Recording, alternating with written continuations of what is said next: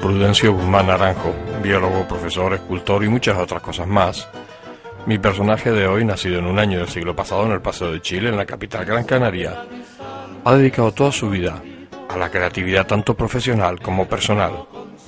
Su constante acercamiento a la naturaleza, incluso desde pequeño, en que la playa de las canteras y sus fondos marinos eran su distracción, extrayendo diferentes seres para su posterior estudio, y así poder amortizar su pequeño juego de química que le había sido regalado en un anterior Día de Reyes.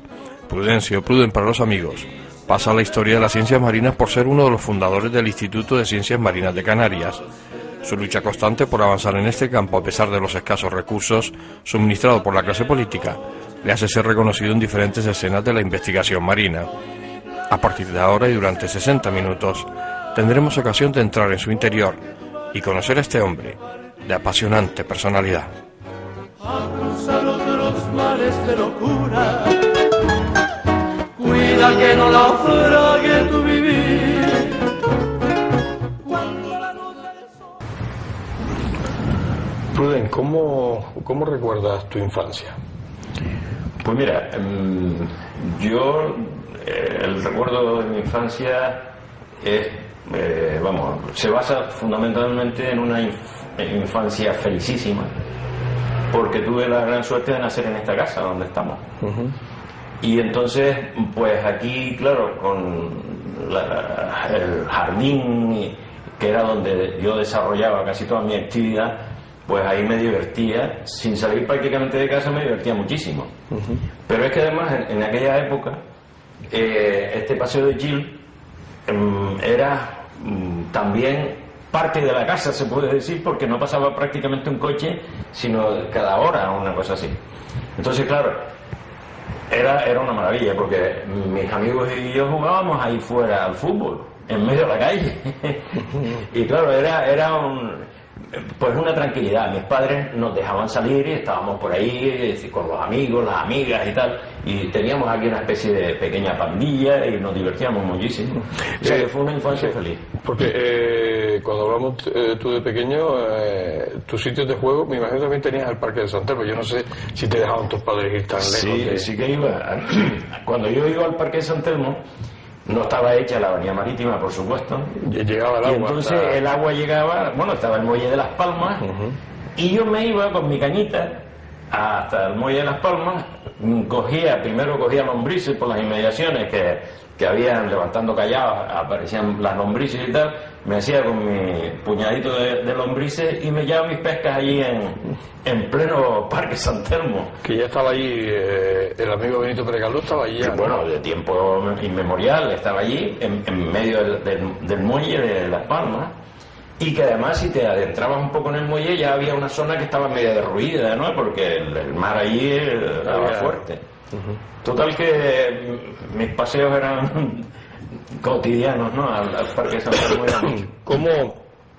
¿Cómo recuerdas tú las Navidades cuando tenías 6, 7 años, 8 años? ¿Cómo las recuerdas en aquella época? Pues mira, era una cosa muy, muy, muy gozosa también, porque mira, llegaban las Navidades y mi madre era una gran repostera, y entonces hacía todos los dulces esos que se estilan en Navidad, hacía los famosos pasteles de carne, estos, hacía de todo, hacía polvorones y tal. Mi madre era bueno, y si tú ves también cómo cosía, cómo cuidaba el jardín, era polifacética y además todo lo hacía bien. Entonces, entre eso y que mi padre también era bastante manita, yo creo que ahí fue una cosa que fue una escuela para nosotros, para sus hijos. Y por ejemplo mi hermano pues también era un manita, también se le daba muy bien hacer cosas, ¿no? Y en fin, pues esa era un poco la... ¿Y los Reyes cómo los recuerdas? Los Reyes los recibíamos en este salón, precisamente, y además cada uno de los hermanos tenía un salón destinado, de tal manera que a mí me tocaba este sillón de aquí, y aquí es donde aparecían mis Reyes. Entonces, claro, lo típico, ¿no? Desde que sonaban las 5 de la mañana ya estábamos preguntando a ver si venían. ¿Han llegado los Reyes? Y tal, y padre, no, todavía no han llegado, para poder dormir un poco más. Y así, bueno, siempre dando la lata. ¿Qué tipo de juguetes eran en aquella época? Pues mira, yo siempre tenía un balón, como mínimo. Pero después recuerdo, por ejemplo, algunas cosas interesantes. Por ejemplo, un juego de química que me pusieron, que me duró muchísimo tiempo y que además yo lo incrementé con más productos químicos y tal, porque en aquel entonces en la droguería se podían comprar productos y yo tenía, pues, en fin, todos los aminículos para hacer mis experiencias y tal. Y recuerdo también era una especie de como un hangar que tenía un eje vertical y sobre él basculaba un hierro donde en el extremo iba un avión. Entonces el avión tenía un motor de goma, tú arrollabas la hélice y después lo soltabas y empezabas a dar vueltas allí.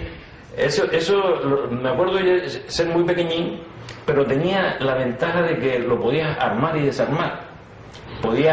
Estaba todo como si fuese un mecano, ¿no? Hecho. Y eso pues te daba una agilidad, porque yo lo armaba y lo desarmaba a mi gusto cada vez que quería. En fin, son recuerdos que son imborrables, ¿no? ¿Tu llegada al colegio la recuerdas? O sea, ¿en qué colegio estuviste? Pues mira, el primer colegio al que fui fue a los jesuitas. Y me acuerdo que claro, ya te digo, la ciudad era un encanto en aquella época, porque yo salí de aquí siendo un pitucillo y mis padres me dijeron, bueno, al colegio. Y de aquí al colegio de los jesuitas hay una tiradita, ¿no? Sí. Pues yo cogí por ahí para allá, llegando casi, me encontré a un chico estupendo, que después me hice gran amigo suyo, y me dijo, ¿vas al colegio? Y digo, sí. Pues no, vamos juntos y tal. Entonces él me contaba que él estaba ya en un curso superior al que yo iba se llamaba un ínfima, que era pero él estaba ya en el siguiente. Y entonces me fue explicando y tal, me dijo, ya verás que no sé qué, tal. Nos hicimos muy amigos. Y después él precisamente estudió biología. Y bueno, y tuvimos mucho contacto porque él hizo una tesis doctoral muy interesante sobre el colesterol, precisamente.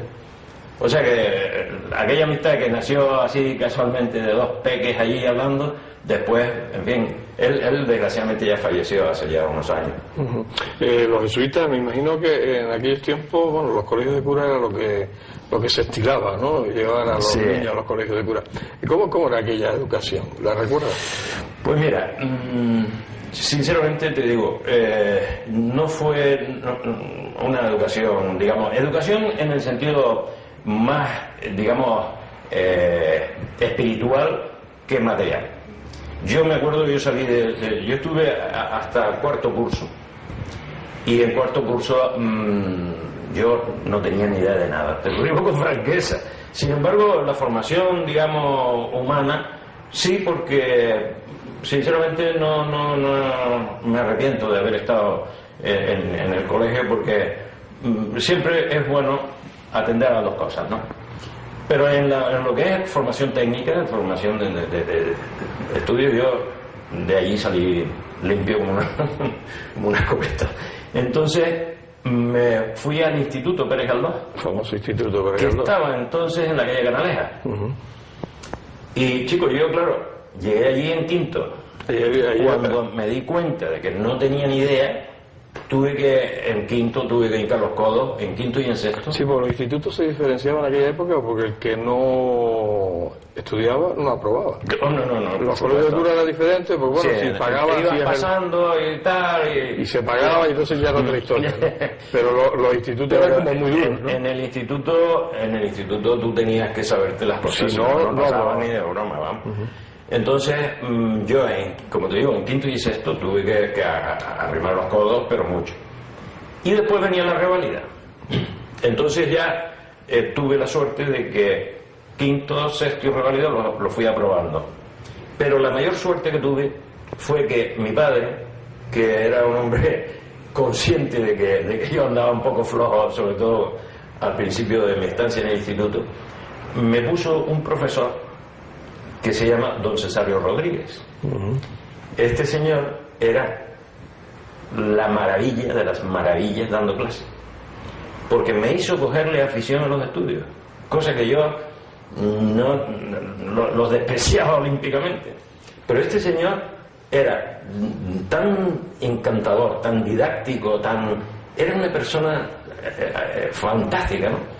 Y entonces me hizo cogerle gusto a las matemáticas, a la física y a la química, que era lo que él nos enseñaba.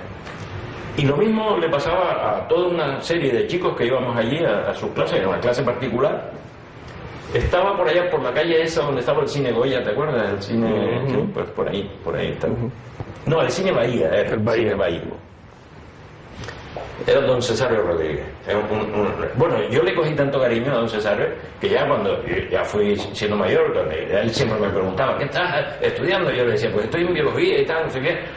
Y fue tanto el aprecio que yo cuando lo veía no le daba la mano, le daba un beso, ¿sabes? Sí, como si fuera un familiar. Para mí fue un padre, ¿no? Fue un padre en ese sentido, porque me despertó el gusto por el estudio, ¿sabes? Y eso, claro, no lo he perdido. ¿Cómo eran las diversiones de la juventud? Ya cuando hablas de juventud, ya cuando tenías tus 15, 16 años, ¿cómo era? ¿Se iba a la calle Triana o ya se había superado? No, la calle Triana estaba en pleno auge. Le llamábamos el tontódromo. Y era paseando arriba y abajo, conociendo a niñas nuevas y tal, y haciendo amistad con... Y te digo una cosa, yo también lo recuerdo con mucho cariño, ¿no? Porque... después cuando ya se hace uno mayor y ves a las pandillas de chicas que habías conocido en aquel entonces y tal, y les recuerdas, pues eso es una cosa encantadora, ¿no? ¿Y qué tipo de diversión tenían? ¿Habían bailes? Lo típico de aquella época, que era hacer lo que llamamos los guateques, las reuniones, unas reuniones que normalmente era también muy gratificante, porque eran reuniones que se hacían en las casas particulares, sobre todo en las azoteas, en las azoteas. Para tener la independencia de la familia, ¿no? Entonces te permitían, pues, eso, invitar a tus amigas y amigos y ponías música, se hacía el famoso cap, ¿te acuerdas? que a veces... lo que algunos le denominan sangría también, sí. Pero era con 500 bebidas, ¿no? Efectivamente. Y entonces, en fin, según la picardía, unas veces le poníamos más alcohol, otras menos. Según notaba. Y los bailes dentro siempre se usaban, ¿no? Sí, también, o sea que había de todo, pero siempre bajo la vigilancia de los mayores, sí, que siempre se daban una vueltecita para ver cómo iba la cosa, ¿no? Tú terminas de estudiar y te vas a la universidad. Sí, yo... Bueno, terminas de estudiar hasta Preu, llegas hasta Preu. Sí, hice el Preu aquí, y entonces ya yo tenía claro que quería hacer biología. Y entonces... ¿Y eso por qué te surge esa afición? Pues la biología me surgió, vamos, con toda seguridad, me surgió en la playa de las Canteras. Fíjate tú qué curioso. Yo era a mí me gustaba mucho la natación, y estaba siempre en el agua, y entonces mis padres me regalaron unas aletas, unas gafas y un tubo, que eso eran de los primeros que llegaban aquí, porque en aquel entonces no se veía prácticamente gafas submarinas y eso. Aquello para mí fue el descubrimiento, porque la playa de las Canteras en aquel entonces era un acuario precioso, era una maravilla. Y es que encontrabas de todo tipo de invertebrados, algas. Y para mí aquello fue que me despertó la curiosidad y me dediqué pues siempre a coger un bichito, me lo traía a casa, lo conservaba, lo llevaba al colegio para que me dijeran qué bichito era, en fin. Empezaron mis padres, como veían tanto interés, empezaron a regalarme libritos con cosas de biología y tal. Y chicos, así me surgió y fue concretamente biología marina lo que a mí me interesó desde el principio. Y terminas el preu y te vas. Y entonces todavía en la laguna no habían puesto biología. Entonces yo hice el selectivo, que era común, pues lo pude hacer en la laguna, pero ya el resto de la carrera la hice en Madrid. Y entonces ya me fui a Madrid. Y ¿cómo fue esos años en Madrid? ¿Cómo fueron? Maravilloso, maravilloso. Madrid además en aquel entonces era una cosa maravillosa. Yo le cogí muchísimo cariño a Madrid, porque mira, en Madrid trabajé muchísimo, me divertí muchísimo, tuve una suerte inmensa porque el curso que cogí era un curso de una gente maravillosa, ¿sabes? Tan maravillosa que hemos seguido viéndonos todos los años. Todos los años hacemos un viaje juntos. Ah, sí. Y es una peña, formamos como una familia. Además, en esos viajes no pueden ir los cónyuges. Vamos solo los alumnos, los compañeros de clase. Y organizan un viaje. Sí, todos los años. Eso es una maravilla. Eso es importante, ¿no? Sobre todo. Y otra gran suerte que tuvimos es que nos tocaron unos catedráticos excelentes. Eran en la Complutense de Madrid. Y entonces los catedráticos eran de primera línea y nos dieron una formación excelente. Y eso se tradujo en que la mayoría de nosotros enseguida, unos nos hicimos catedráticos, otros se hicieron, en fin, de investigadores de distintas instituciones, en fin, una gente preparadísima salió, ¿sabes? Eso fue una gran suerte, fue una promoción magnífica, ya te digo.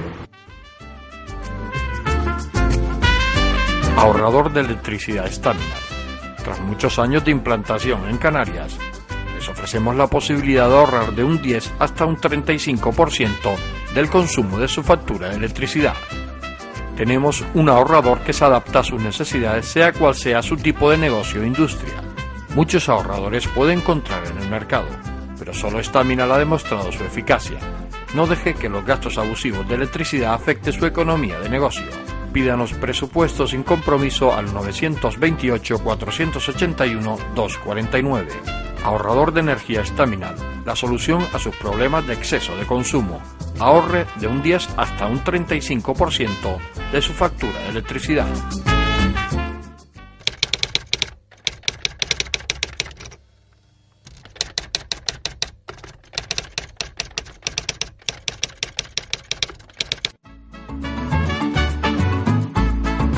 El ahorrador de electricidad Staminar es el único aparato en el mercado que reduce el consumo de electricidad tras haberse instalado en miles de hogares en Canarias. No deje que su factura de electricidad afecte su economía familiar.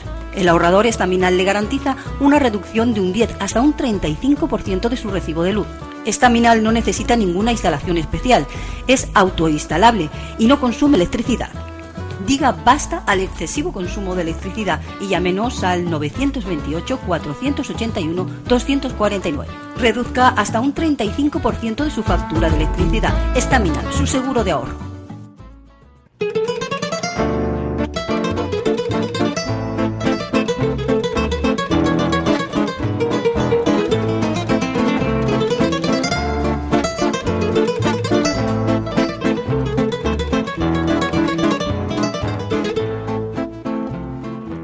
Ya ha transcurrido unos minutos de conversación y debo reconocer que esa naturalidad e interioridad con que nos va detallando su vida nos deja como que el tiempo no ha transcurrido y que estamos en el primer minuto de conversación.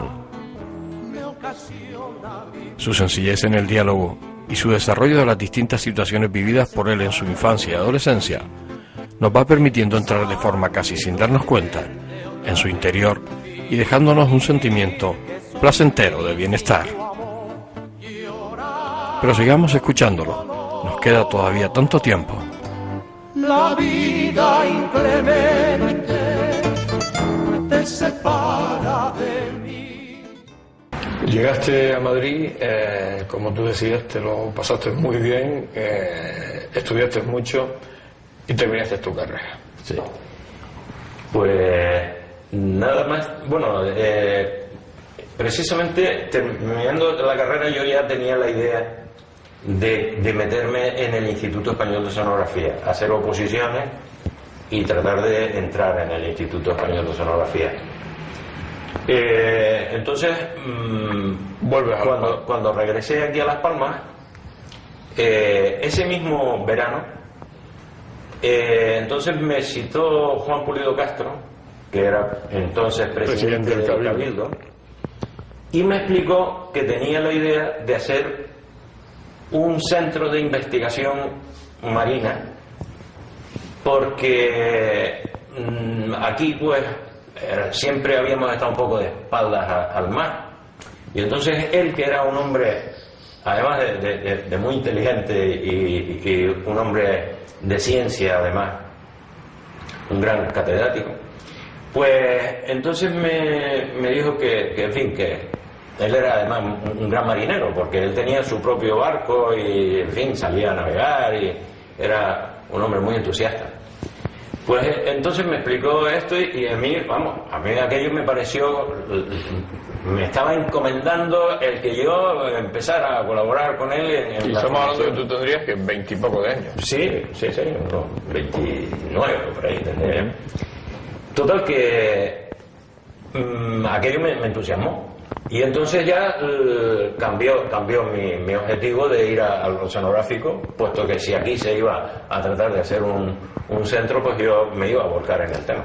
Pero claro, yo tenía un problema, y es que yo tenía que resolver mi modus vivendi, digamos, de alguna manera. Primero que nada, tenía que ocuparme de poder ser autosuficiente económicamente. Y entonces saqué las oposiciones de profesor de instituto. Tuve la gran suerte de que en la primera convocatoria que me presenté lo saqué, eso fue una suerte enorme, pero me solucionó ya el tener mis clases, y luego todo el resto del tiempo lo dediqué a preparar ese ir proyecto, gestando lo del Instituto Canario de Ciencias Marinas. Entonces, el Cabildo lo primero que hizo fue promover una serie de becas. Y estas becas eran ya para posgraduados que se interesaban también en el tema del Instituto de Ciencias Marinas. Y efectivamente fueron concediéndose unas becas, y los becarios fueron destinados a distintos laboratorios de la península, sobre todo del Consejo Superior de Investigaciones Científicas. Y bueno, pues así transcurrieron una serie de años. Mientras tanto se fue fabricando el edificio, y entonces ya dejó la presidencia Juan Pulido y fue sustituido por Lorenzo Olarte. Lorenzo Olarte se encontró con que ya esto prácticamente estaba bastante ya desarrollado, y entonces él lo consiguió, lo asumió con mucho interés y mucho agrado, y puso ya el impulso final, y empezamos ya a trabajar en el laboratorio. En el entretanto, en tu vida familiar, ¿te casas? Sí, yo me casé prácticamente nada más terminar la carrera, me casé. Al año siguiente nació mi primer hijo. Y en fin, bueno, pues se encauzó mi vida desde el punto de vista familiar, y fui, pues eso, trabajando en el instituto, trabajando en la gestación del Instituto Canario de Ciencias Marinas, y bueno, pues así. En aquel tiempo tu vida muy implicada en la investigación, porque estabas metido tal, y muy implicada en la docencia, ¿no? Eran tus dos maneras de desarrollar esa vida profesional, ¿no? Pues fíjate, yo ya sabía que la investigación me apasionaba, ¿no? Pero cuando probé la docencia me di cuenta de que me apasionaba aún más la docencia, porque para mí fueron unos años muy felices mientras yo di clases. Fíjate que yo estuve dando clases 35 años, Está bien. impartiendo biología, y fueron los ratos que yo pasaba en clase para mí deliciosos, vamos. Pues yo tuve la gran suerte de que casi siempre daba clase en el nocturno. Y claro, al nocturno siempre acudía gente que ya había dejado de estudiar en algún momento, pero que luego por razones diversas, de trabajo o de lo que sea, pues se incorporaban de nuevo a estudiar. Era gente muy interesada, y entonces yo disfrutaba mucho dando clases, te lo digo con franqueza, porque era gente con una cierta madurez, y mis clases eran pues muy agradables. Porque cuando tú terminabas de salir del Instituto de Ciencias Marinas, ibas al Instituto Sí, de Enseñanza Media, ¿no? Efectivamente, sí. O sea, que hacía jornada continua, ¿no? Eso fue durante una serie de años hasta que surgió la ley de incompatibilidades, y entonces ya me quedé en el Instituto de Ciencias Marinas. Tuviste que dejar de eso lo sentiste tú mucho. Muchísimo. Fue una cosa que nunca entendí, porque cuando en aquel entonces tú sacabas una oposición, esa oposición era para siempre, era para toda la vida. Bueno, pues fue una decisión del gobierno en un momento determinado decir, bueno, pues estos señores que tienen en propiedad una plaza, pues ahora se quedan sin la plaza, tranquilamente. Entonces, claro, pues tuvimos que asumir la cuestión y resignarnos, que es remedio. Llega tu momento de que decides, bueno, pues llega el momento de la jubilación y te nace una afición que yo no sé si tú anteriormente habías tenido algún tipo de inquietud en eso, que es la escultura. Sí. ¿Tú desde pequeño tuviste alguna, o eso te nace? No, verá, es que mi padre ya hacía algo de escultura, ¿sabes? Y además era muy polifacético. Mi padre, pues fíjate, él era militar, pero sin embargo era un hombre de una gran cultura. Tenía muchas aficiones, leía muchísimo, escribía, hizo un par de novelas, escribió hasta un libro de cocina. Y pintaba muy bien, pintaba al óleo muy bien. Tengo por aquí cuadros pintados por él. Y hizo también algo de escultura. Entonces, todas estas cosas, yo me admiraba mucho, pero ni siquiera pensaba en que podía yo meterme, porque yo con el trabajo ya tenía más que suficiente, no tenía tiempo material para dedicarme a otra cosa. Pero yo sí tenía en la cabeza que en fin, cuando tuviese tiempo tenía que hacer alguna actividad de este tipo. Entonces, no hice sino jubilarme, y bueno, ya antes de jubilarme hacía algunos pininos, porque me gustaba mucho el aeromodelismo, por ejemplo, y hacía cosas de aeromodelismo, y después ya empecé a trabajar en cosas de mecánica, hacía bombas, motores de vapor, en fin, bombas aspirantes impelentes, que siempre, todas estas cosas me encantaban. Las hacías para tenerlas tú allí. Sí, pues, manía, por afición. En el taller tengo un torno mecánico, en el que mecanizaba mis piezas, y entonces me di cuenta de que hacía falta fundir. Había que fundir bronce, porque para hacer las piezas primero tenía que tener el bloque para luego mecanizarlo y tal. Y ahí fue cuando empecé a interesarme por la fundición, muchísimo antes de empezar con la escultura. Y entonces me fundía mis piezas, luego las mecanizaba, hacía todas estas cosas que te digo de motores de vapor y cositas así. Hasta que encontré un día, me enteré de que un buen amigo mío tenía una academia de escultura, precisamente. Y no sé si tú lo conoces, se llama Manuel Bautista Zambola, le llamamos Tachi, un nombre casero. Es una gran persona, tiene muchísimos alumnos y alumnas, y además tiene una academia, digamos, donde el ambiente es encantador. Tú vas ahí, te pones a hacer tus trabajos y disfrutas muchísimo. Y además pues hay una camaradería, y en fin, es muy agradable. Allí, en cuanto yo me enteré de que tenía esto, fui rápidamente a rogarle que me admitiese de alumno, y me dijo que con los brazos abiertos, ¿no? Y entonces empecé a hacer mis peninos en escultura, y ya, en fin, empecé entonces a hacer algunas cositas de tal, y pasarlas a bronce.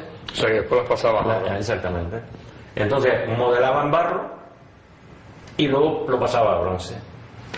El haber conseguido fundir bronce se lo debo también a una persona que me ayudó muchísimo, que es un chico que trabaja precisamente en la fundición, se llama Kiko, y de una forma súper generosa me enseñó los pasos que tenía que dar para yo iniciarme en el tema, ¿no?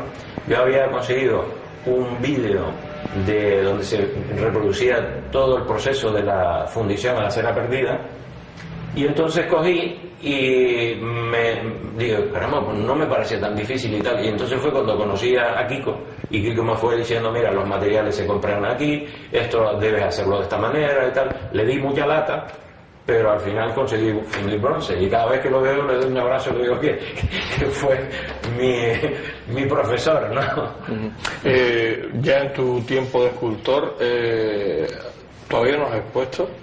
No he hecho ninguna exposición, aunque pero ya tienes material. Sí, tengo algunas piezas, bueno, algunas hay por aquí, ya las veremos ahora. Porque el hacer una escultura esta de bronce, esto lleva un tiempo, ¿no? Es un proceso laborioso.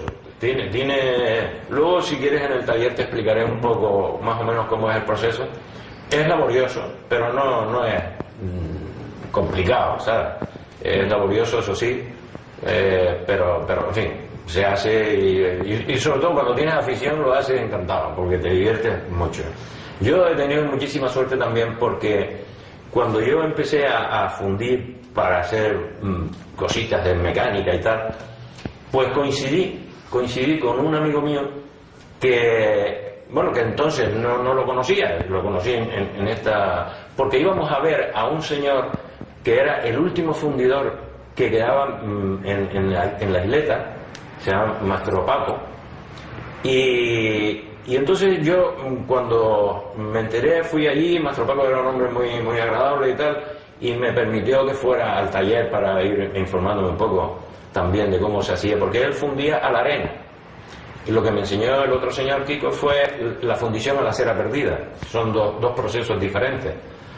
Y allí en el taller de Mastro Paco coincidí con un amigo que es Antonio González, que es también fundidor, y que más o menos hemos seguido aprendiendo paralelamente los dos, y tanto es así que luego hemos coincidido en la Academia de Escultura, y al final hemos terminado fundiendo juntos, un poco a la limón, porque el fundir una persona sola es un poco peligroso, pero si lo haces en combinación con otra persona que también entienda, pues ya la cosa es mucho más llevadera, ¿no? Y entonces Antonio y yo pues tenemos el proyecto de hacer una exposición conjunta. Vamos a ver si algún día la hacemos. Porque ya han hecho las indagaciones para poder presentar esa exposición. Sí, más o menos ya sabemos dónde la vamos a hacer, y más o menos no hemos puesto fecha, porque si ponemos fecha ya nos agobiamos. Ya tenemos que trabajar con fecha fija, y preferimos, nosotros como lo hacemos por hobby, pues preferimos ir a nuestro aire. Cuando tengamos el número de piezas que ya consideremos interesante, entonces ya terminamos de concretar cuando hacemos la exposición. Pues yo imagino que el que se dedica a la escultura o se dedica a este tipo de arte lo hace por afición, no por pensar que vas a vender alguna obra. Sí. ¿O te gustaría vender alguna obra por cuestión de artista, de decir que a alguien le interesa tu obra? Nunca he vendido nada, ni me ha pasado por la cabeza siquiera, porque cuando hago una figura, aunque lo que hago no son cosas del otro mundo, ni mucho menos, pero cuando hago una figura me encariño tanto con la figura que ni se me pasa por la cabeza venderla, ¿sabes? O sea que ni siquiera ni regalarla, porque es como si fuera tuya. Bueno, regalarla ya es otra cosa.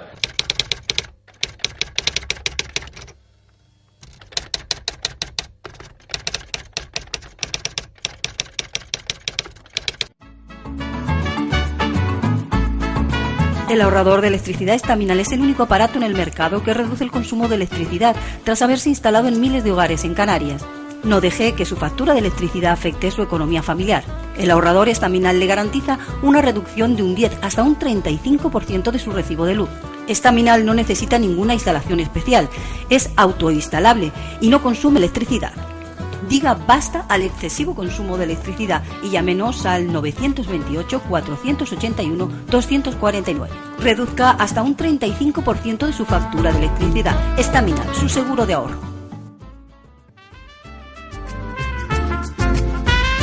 Ahorrador de electricidad Estaminal. Tras muchos años de implantación en Canarias, les ofrecemos la posibilidad de ahorrar de un 10 hasta un 35% del consumo de su factura de electricidad. Tenemos un ahorrador que se adapta a sus necesidades, sea cual sea su tipo de negocio o industria. Muchos ahorradores puede encontrar en el mercado, pero solo Estaminal ha demostrado su eficacia. No deje que los gastos abusivos de electricidad afecten su economía de negocio. Pídanos presupuesto sin compromiso al 928-481-249. Ahorrador de energía Estaminal, la solución a sus problemas de exceso de consumo. Ahorre de un 10 hasta un 35% de su factura de electricidad.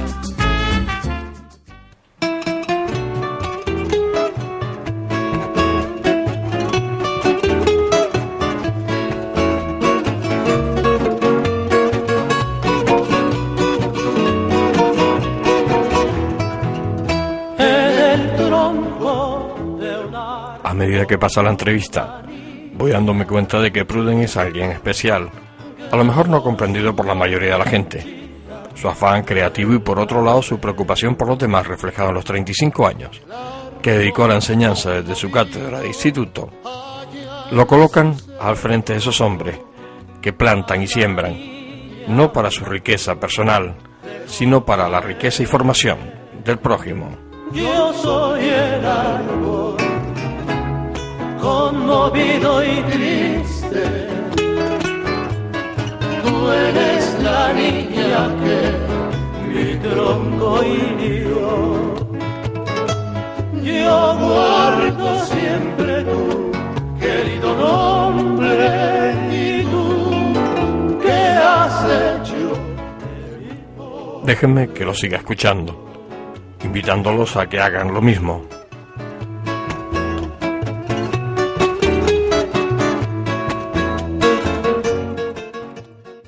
¿Te ha quedado esa espina clavada por algo que te ha quedado por hacer? ¿O borrarías algo de lo que has hecho? Pues mira, yo creo, sinceramente, que no borraría nada, creo. Porque si bien hay periodos de trabajo en que he tenido muchos sinsabores, pero ahora que lo miro desde esta distancia, aquello tenía que suceder para que hoy pudiera, pues, un Instituto Canario de Ciencias del Mar, por ejemplo, estar funcionando bueno, a todo trapo. Es muy conocido y tal, o sea que todos aquellos sacrificios, aquellos sinsabores han dado su fruto y eso a mí me satisface mucho, ¿sabes? Y luego la parte que te decía de la docencia, que es la que más me ha llenado en realidad. ¿Y te ha quedado algo por hacer o algo que no pudiste hacer en su debido momento y que hoy lo harías? Pues seguro que sí, pero la verdad que en este momento no te sé explicar. Yo creo, no sé, yo me encuentro muy satisfecho de mi trayectoria, ¿no? A lo mejor habían cosas que podía haber hecho mejor o lo que sea, pero bueno, eso es humano. ¿Tienes muchos enemigos, Pruden? Pues yo creo que no. Por lo menos es posible, a lo mejor que tenga enemigos, pero yo no los siento como tales. Yo creo que el enemigo sufre más que el interesado. Sí. ¿Y amigos? Amigos sí tengo. Tengo amigos, pero amigos de verdad. Es decir, de los pocos que existen ya. Porque hay muchos conocidos y amigos. Amigos tengo algunos también. Y además entrañables. Sí, sí. ¿La amistad la has cultivado? La amistad me parece importantísima, fundamental. Y la amistad yo lo considero... Porque el hombre ha de tener cubierto su afectividad. Entonces, en el hombre pues existe la afectividad de tu pareja femenina, pero la afectividad de los amigos es también muy importante, muy importante. La amistad tiene un valor grande, porque yo he tenido amigos que se han ausentado durante 20 años, y a los 20 años... concretamente uno que se fue a Sudamérica a trabajar, y estuvo allí, se casó, tuvo hijos y tal, y a los 20 años volvió, me dio un toque de teléfono y si seguimos, vamos, como si hubiésemos estado ayer juntos. Fue una cosa emocionante, ¿no? Y eso, la amistad, por eso tiene ese arraigo tan fuerte. A mí me parece fundamental. ¿Qué piensas de la política, Pruden? Pues mira, la política es algo muy necesario, pero que, por desgracia, a veces toma derroteros que son tremendamente insatisfactorios para la sociedad, ¿no? Eso lo estamos viendo día a día. ¿Nunca te hicieron ninguna oferta política de meterte en el ajo? En una ocasión sí, me hicieron una oferta, pero es que yo no tengo espíritu de político. O sea, tiene muchos escrúpulos para ser político. Quizás. Pero entiendo que la política es necesaria, pero también entiendo una cosa, y es que el hombre es un ser que el poder lo estropea. Y yo no quería estropearme de ninguna de las maneras. Yo no... Porque además es que cuando vives en política te ves sujeto a una serie de presiones y hay que ser muy fuerte para no caer en eso, ¿no? Así que yo prefiero ser un ciudadano de a pie. En tu vida profesional tuviste que toparte con la política muchas veces. Mucho, claro, mucho. Pero bueno, era algo que tenía que soportar y lo llevé como pude. Lo llevaste como pudiste. ¿Qué piensas de la televisión? Y lo digo porque además estás en el medio, ahora te estoy entrevistando. Esta última televisión que estamos viendo, ¿qué impresión te da? Pues mira, la verdad es que algunas de las cadenas son francamente, aterradoras y patéticas. Sí, porque hay cosas que tú dices, pero si esto no tiene interés ninguno, ¿cómo es posible que se esté transmitiendo un programa?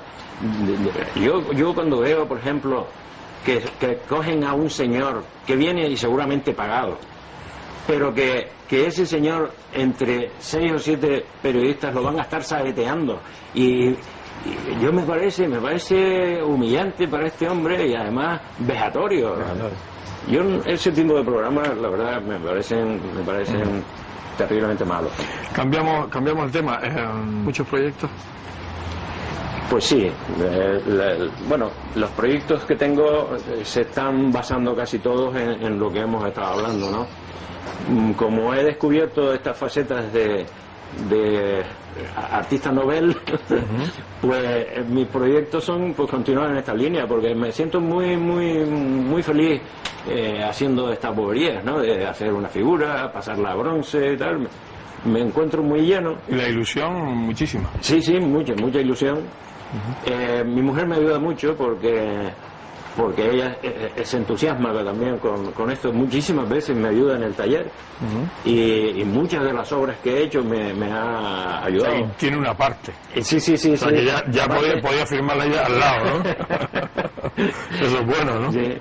No, sobre todo porque además cuando la pareja entiende esa afición, claro, y colabora, ¿no? Claro, es compartir la afición con la pareja, es algo maravilloso.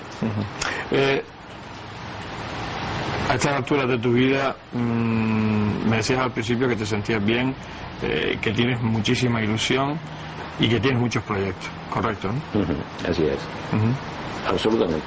O sea que a partir de ahora, un montón de cosas que hacer. Sí. Bueno, ya te digo, yo tengo la ilusión de no parar en este campo. A lo mejor de repente me surge alguna afición más, pero bueno, la afrontaremos. Lo hablábamos antes en la entrevista, al principio, bueno, a la mitad de la entrevista, una de tus ideas es exponer. Sí, tengo ilusión por exponer. Y además...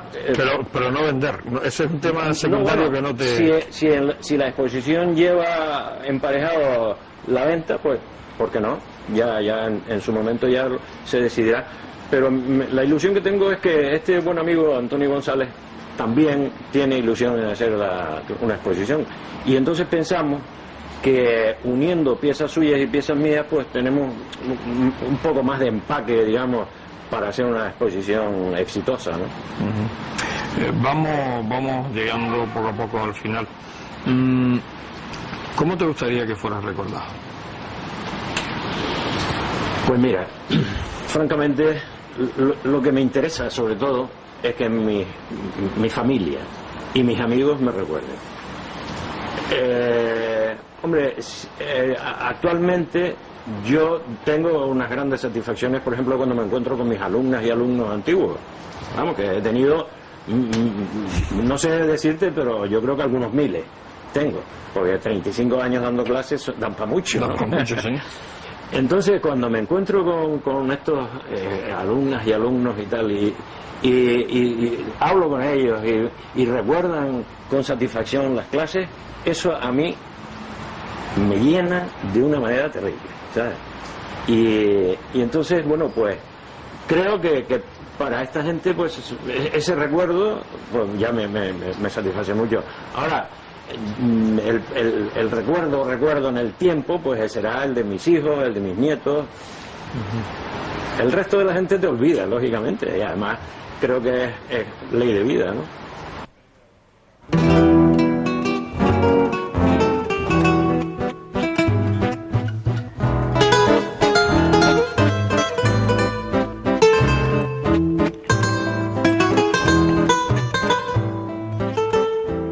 Hemos llegado al final de nuestra entrevista.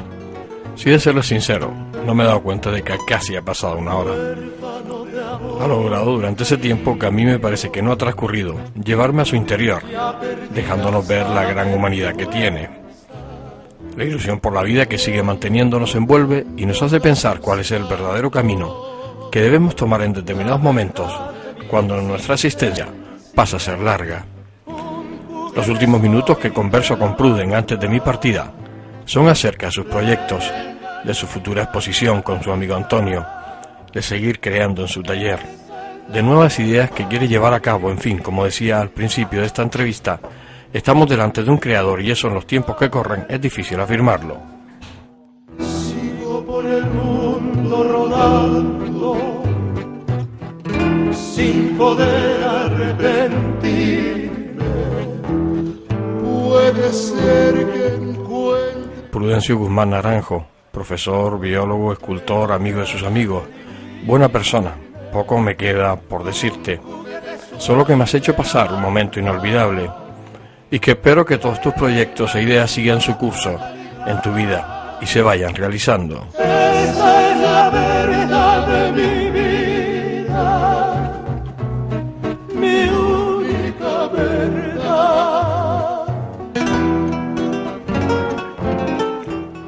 Pruden, querido amigo, déjame decirte solo una cosa. Gracias y hasta siempre.